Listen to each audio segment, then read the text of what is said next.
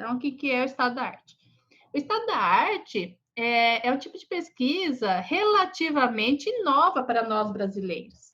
Ela não faz muito tempo que está na academia. E aí, como eu falei para vocês, como a gente tem mostrado aqui desde o começo do curso, há uma instabilidade na forma, nas nomenclaturas que se usa e o que, que se entende no conceito mesmo. Mas eu fiz uma pesquisa bastante mais aprofundada do que eu já tinha de conhecimento sobre isso, e eu cheguei em alguns conceitos. Então, Ferreira vai dizer que as pesquisas definidas como estado da arte têm caráter bibliográfico, pretende mapear e discutir uma certa produção acadêmica em diferentes campos do conhecimento, tentando responder que aspectos e dimensões vêm sendo destacados e privilegiados em diferentes épocas e lugares, de que forma e em que condições têm sido produzidas certas dissertações de mestrados, teses de doutorado, publicações em periódicos e comunicações, em anais de congresso e de seminários. Então, o que se faz com o estado da arte? É ver como determinado assunto tem sido estudado. Então, não é, por exemplo, observar como é que o ensino da língua portuguesa tem se dado nas universidades de letras. Como é que as pesquisas têm investigado este assunto. Qual é a metodologia que uso? Qual é a perspectiva teórica que se estuda? Então, você tem lá, por exemplo, perspectivas sobre a linguística textual no século XXI, e aí faz um apanhado de como é que essas pesquisas sobre linguística textual, o que elas têm abordado, sobre o que têm falado, a partir de que perspectiva. Uma questão geral de área, mas em geral a gente não olha para a área de forma ampla, né? Olha para uma temática, como é que aquela temática tem sido debatida pelos pesquisadores na academia. Estados da arte pode significar uma contribuição importante na constituição do campo teórico de uma área de conhecimento, pois procura identificar os aportes significativos da construção da teoria e prática pedagógica, apontar as restrições sobre o campo em que se move a pesquisa, suas lacunas de disseminação, identificar experiências inovadoras investigadas que apontem alternativas de solução para os problemas da prática e reconhecer as contribuições da pesquisa na constituição de propostas na área focalizada. Então vamos olhar como é que as pesquisas sobre educação têm sido feitas. Os estudos realizados a partir de uma sistematização de dados, denominado estado da arte, recebem essa denominação quando abrangem toda uma área de conhecimento, nos diferentes aspectos que geram produções. Por exemplo, para realizar um estado da arte sobre formação de professores no Brasil, não basta apenas estudar os resumos de dissertações e teses. São necessários estudos sobre as produções em congressos na área, estudos sobre as publicações em periódicos da área, e o estudo que aborda apenas um setor das publicações sobre o tema estudado vem sendo denominado de estado do conhecimento. Então, essa foi uma das perguntas que surgiu durante o curso. E o que é estado do conhecimento? Então, para Romanovski e Enns, se você tem um olhar amplo para tudo quanto é tipo de produção da área acadêmica, nós temos estado da arte. Se a gente tem um olhar específico para teses e dissertações, por exemplo, nós temos estado do conhecimento. Então, essa é a definição que fazem Romanovski e Enns. Então, olha só, o que a gente tem chamado até agora de estado da arte nos ajuda no mestrado e doutorado?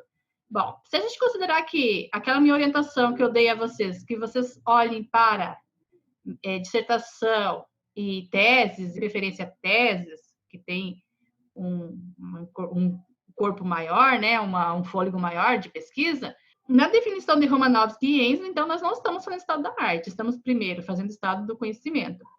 E segundo, nossos objetivos, eles acabam ficando nesse sentido de investigar um pouco o que se tem feito e, a partir disso, compreender qual que é a relevância da minha pesquisa, no que a minha pesquisa se difere em relação ao que tem sido feito. Então, basicamente, Em geral, a nossa busca por o que tem sido feito, elas estão embasando essa, inclusive, a justificativa da minha pesquisa.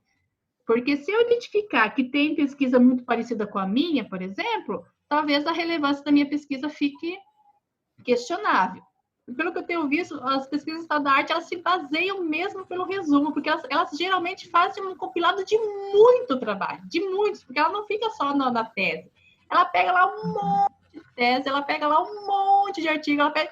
Então, o centro está realmente nos resumos e nos catálogos das universidades também, porque algumas universidades fazem catálogos, né, com as suas pesquisas. E a gente faz um misto de um pouco de tudo. E por isso que depois, no final, eu digo, e agora? O que a gente faz? A gente usa o termo estado da arte? Vamos chegar lá. E também, inclusive, a gente faz um pouquinho do estado da arte até para definir qual é a temática que é relevante para pesquisar. Aqui, em algum momento, os autores que eu pesquisei vão falar assim, ó, estado da arte não é aquele momento em que você vai definir. Você já tem que ter definido a sua temática.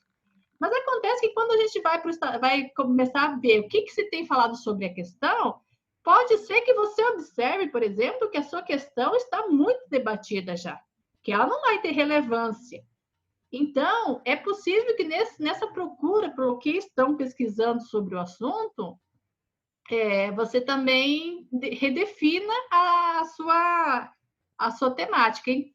Então, essa estado da arte de forma mais bruta, digamos assim, que essa pesquisa que veio de fora, que essa pesquisa só bibliográfica, que vai olhar só os textos, para ver como é que as pessoas, os pesquisadores estão lidando com aquele assunto, realmente a gente não faz essa pesquisa tão densa do jeito que se mostra que é uma pesquisa do estado da arte. Por quê? Até porque a gente não tem tempo de fazer. Porque assim, as pesquisas que são do estado da arte mesmo, elas só se preocupam com isso. O objetivo é observar como é que determinada situação tem sido investigado. É uma pesquisa de fôlego. A gente não dá conta de fazer isso, de buscar referencial teórico que não necessariamente está relacionado com a pesquisa da arte, geralmente não está, o grosso do referencial teórico. Talvez dentro daquela pesquisa você encontre um texto ou outro que possa participar do seu referencial teórico, mas não é a mesma coisa. Na nossa área, a gente tem geralmente dito, olha, sobre o R retroflexo no Paraná, nós temos a pesquisa de tantas pesquisas, tal pesquisa tem tal objetivo, mostra o objetivo e qual a metodologia que empregou e às vezes os resultados que encontrou, etc. e tal.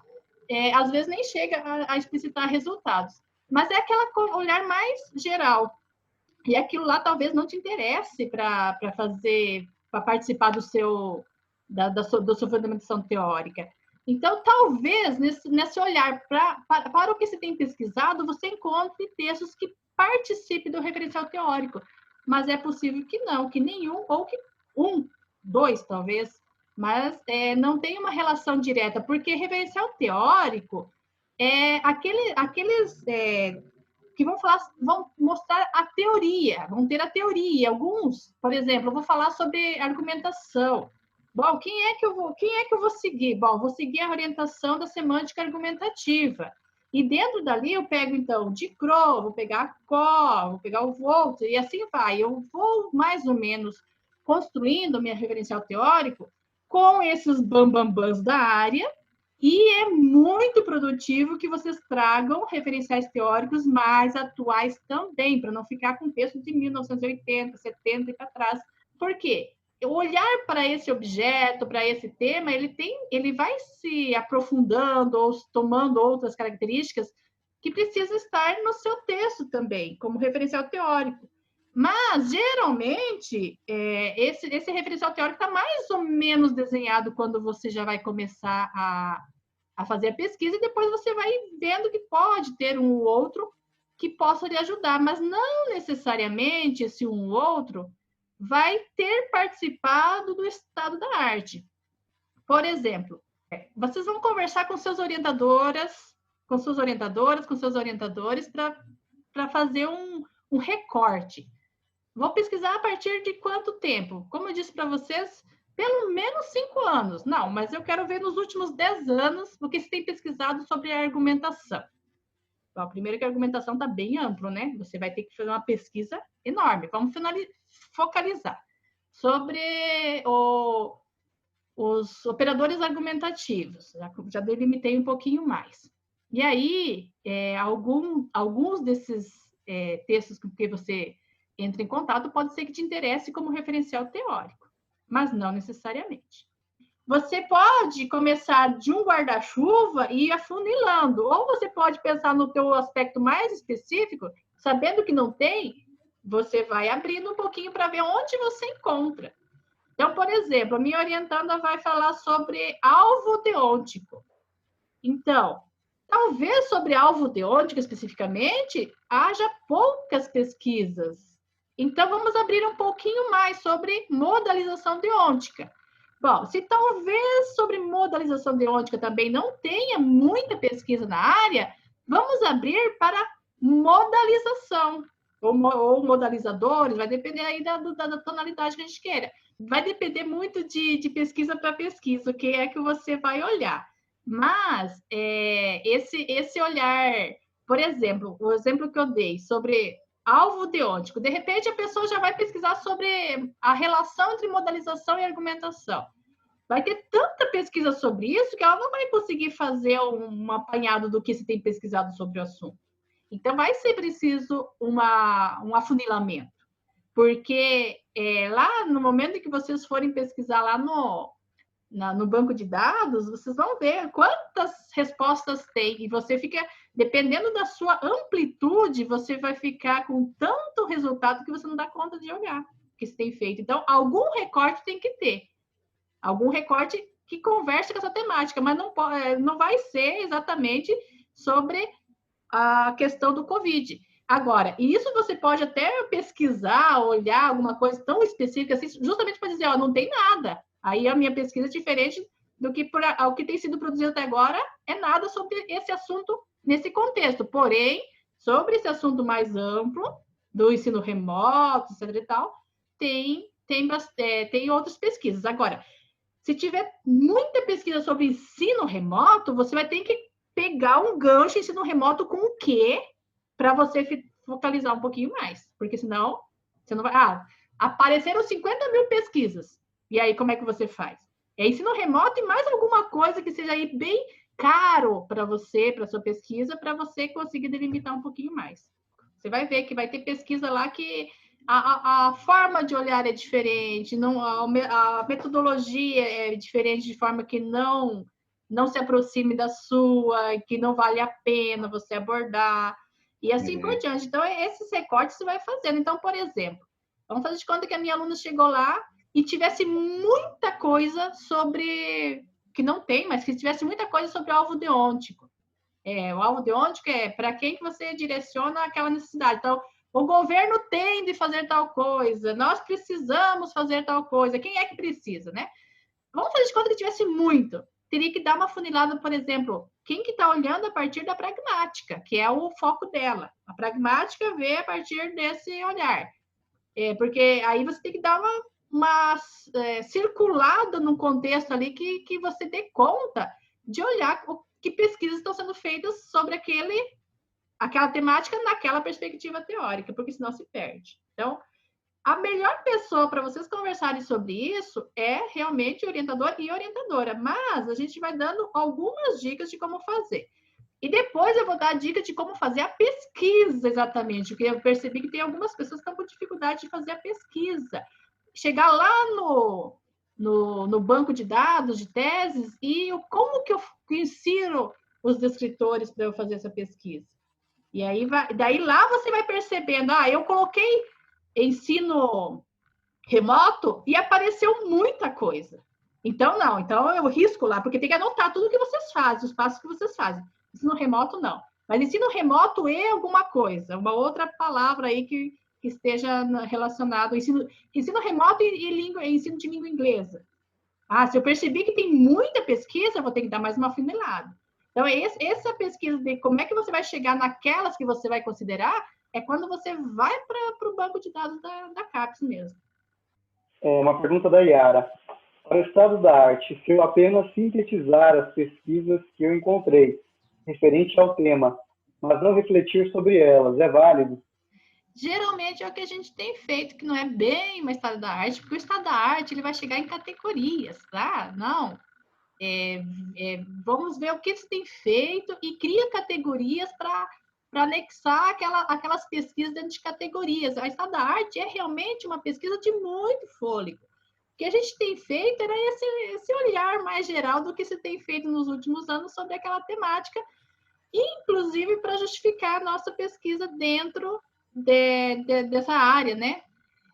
Então, às vezes você tem como sintetização depois, lá no texto final, eu estou falando, não no projeto. No projeto é interessante vocês fazerem uma pesquisa com um olhar mais apurado. Mas lá no metatexto, depois, lá no final, você ter um quadro em que apresenta, assim, o título do trabalho, daí depois na outra coluna, os objetivos desse trabalho, e metodologia e resultados encontrados, de forma assim, em tabelas. Porque aí depois você conversa um pouquinho, olha, X fez um trabalho sobre tal coisa, porém abordou, mas não abordou o meu assunto, né? Depois, no final, para justificar. É isso que a gente tem mais feito, por isso que não é exatamente um estado da arte. Nós ficamos aqui mais para o estado da questão, em alguns aspectos, aqui na perspectiva de Nóbrega e não sei pronunciar, Terrian e Terrian aqui, e confundimos um pouco com os objetivos. Daqui a pouquinho a gente vai ver esse quadro todo, mas sim, depois, no final, você conversa com a sua orientadora para ver como é que você vai apresentar. Pode ser que você ache bem importante que você esteja, estando no doutorado, faça um capítulo sobre isso, mas, em geral, o estado da arte na nossa área não tem nem configurado um capítulo. Tem configurado lá, ou às vezes dentro da metodologia, de como é que você construiu o tema, o olhar para o tema, né? E às vezes está lá na introdução de forma bem assim, genérica. Então, o doutorado, eu não fiz isso na minha tese. Então, o estado da arte é uma questão obrigatória lá para o texto final. Ele não é obrigatório, porém, gente, eu senti falta depois, porque na época não se conversou sobre isso. Eu não tinha não tinha feito no mestrado, também não tive esse conteúdo no doutorado, é uma coisa relativamente nova, e eu não pus minha tese, mas eu senti falta de ter feito essa pesquisa, de ter visto o que se tem feito sobre o assunto, ainda que não vá tudo depois para o texto final. Então, Yara, sim, pode ser que vá de forma bem resumida, e você fazendo depois um apanhado geral do que se tem feito e por que sua pesquisa é relevante, ou seja, apoiando a justificativa da sua pesquisa. Pode ser que vá ter um corpo maior e, às vezes, as pessoas integram como um subcapítulo da fundamentação teórica, às vezes coloca lá numa parte da metodologia em que vai falando sobre o cerceamento do terreno em que você vai atuar, e às vezes, principalmente no mestrado, de forma mais rapidinha, ali na introdução mesmo, sobre as pesquisas que você encontrou sobre o assunto. É o que eu tenho visto que tem aparecido nas nossas dissertações e teses de forma geral. Ah, mas eu queria ter mais. Então, quer ter mais? Quer ter mais informação? O que você faz? Você vai ler. Inclusive, quando você estiver procurando estado da arte, você vê como que as pessoas fazem ou não fazem isso. E isso vai dando muito direcionamento para a gente, quando a gente vai para a tese do outro e a gente começa a perceber formas interessantes de expressar a pesquisa, certo? Vamos ver aqui, então, essas características aqui do estado da questão, estado da arte e revisão da literatura. Lembrando que estado do conhecimento não foram esses autores que trouxeram, foram outros. Então, ainda teríamos mais um quadradinho se a gente fosse falar que estado do conhecimento aborda apenas um tipo de material. Estado da arte aborda uma totalidade. Os objetivos do estado da arte. Delimitar e caracterizar o objetivo específico de investigação de interesse do pesquisador e a consequente identificação e definição das categorias centrais da abordagem teórico-metodológica. Do estado da arte, mapear e discutir uma certa produção científica acadêmica em determinado campo do conhecimento. Então, vocês veem que o estado da arte tem como objetivo não só dizer o que se fez, mas é discutir, é criar categorias a partir do que se tem feito, coisa que a gente não faz, em geral. E revisão da literatura, já é uma coisa bem diferente, como a professora Carmen já falou, como eu já falei também. Desenvolver a base teórica de sustentação, análise do estudo, ou seja, a definição das categorias centrais da investigação. Então, a definição, o que vai... digamos, se você fosse fazer uma pesquisa de estado da arte de verdade, aquela raiz, é o corpus que vai te mostrar as categorias, mas o que te sustenta para você propor aquelas categorias é a revisão de literatura, dentro de uma determinada perspectiva teórica, certo? Sobre procedimentos. Estado da questão. Faz levantamento bibliográfico seletivo para identificar, situar e definir o objeto de investigação e as categorias de análise. A gente vai muito para o que a gente tem dito estado da arte, inclusive para fazer isso daqui, ó, identificar, situar e definir o nosso objeto de investigação. Então, vocês veem que as terminologias elas vão se confundindo. E o estado da arte faz um levantamento bibliográfico em resumos e catálogos de fontes relacionados a um campo de investigação. Então, como eu disse, é uma pesquisa de fôlego que olha muito material e acaba centrando-se no resumo. E a revisão da literatura faz um levantamento bibliográfico para a compreensão e explicitação de teorias e categorias relacionadas ao objeto de investigação identificado. Aqueles conceitos mais fundamentais vão estar dentro da revisão da literatura. É claro que vocês podem ir agregando conhecimentos mais atuais para, inclusive, discutir esses conceitos, porque por exemplo, vocês vão pegar lá um conceito de coerência. Um conceito de coerência no começo era uma coisa, depois própria Travalha já era outra, mas hoje já é bem outra. Então, bem outra relativamente falando, né, claro. Então, a gente tem que ir agregando esses conhecimentos mais atuais e alguns deles são, que vocês veem que é um texto muito bem construído, que é um texto teoricamente bem, consegue relacionar bem os autores, conversar com os autores e propor categorias que possam guiar, por exemplo, a sua proposição. Aí você acolhe como revisão de literatura também, mas não necessariamente tudo que você vai encontrar. Ainda sobre as fontes de consulta, estado da questão, vê teses, dissertações, relatórios de pesquisa e estudos teóricos.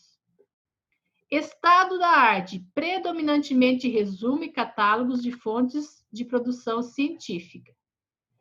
Revisão da literatura, teses, dissertações, relatórios de pesquisas e estudos teóricos. Onde é que você se situa aqui? Um pouquinho meio que de tudo, né? Vocês percebem como nós não estamos... porque existe essa flutuação dos termos também, né? Mas eu cheguei à conclusão que o que a gente faz não é estado da arte, quando a gente faz aquela pesquisa para ver o que se tem feito nos últimos anos sobre aquele assunto. E como resultado, o que você espera do estado da questão? Clareia e delimita a contribuição original do estudo do campo científico. É basicamente aqui que a gente fica como objetivo de fazer essa busca. Ó. Clarear e delimitar a contribuição original do estudo no campo científico. Então, o que a gente faz está muito mais perto do estado da questão do que do estado da arte. E o estado da arte faz o quê? Um inventário descritivo da produção acadêmica e científica sobre o tema investigado. A gente não faz esse inventário descritivo de forma aprofundada, não dá tempo de fazer isso. E a revisão da literatura identifica o referencial de análise dos dados. Então, vocês percebem que, se eu fosse nominar hoje, eu nominaria muito mais como estado da questão do que estado da arte. Já que nossa pesquisa não é a pesquisa bibliográfica, isso é apenas uma partezinha para dar o impulso inicial, digamos assim, para a nossa pesquisa. Então, o que fazer se minha pesquisa não se classifica como estado da arte? Bom, você tem duas opções. Ou você continua chamando de estado da arte e considerando que as terminologias vão ganhando novos contornos e vão ganhando novas perspectivas, ou você evita essa nomenclatura. Eu, se fosse a minha tese, assim, para o projeto não tem problema nenhum, gente, mantém lá o estado da arte que foi, mas é uma coisa interna. Esse projeto não vai ser publicado. Agora, quando vocês chegam na tese, aí a minha sugestão é evitar essa nomenclatura, porque não me parece que a gente esteja fazendo estado da arte. A gente faz uma pesquisa muito básica e geral, mas que é importante para a gente se localizar.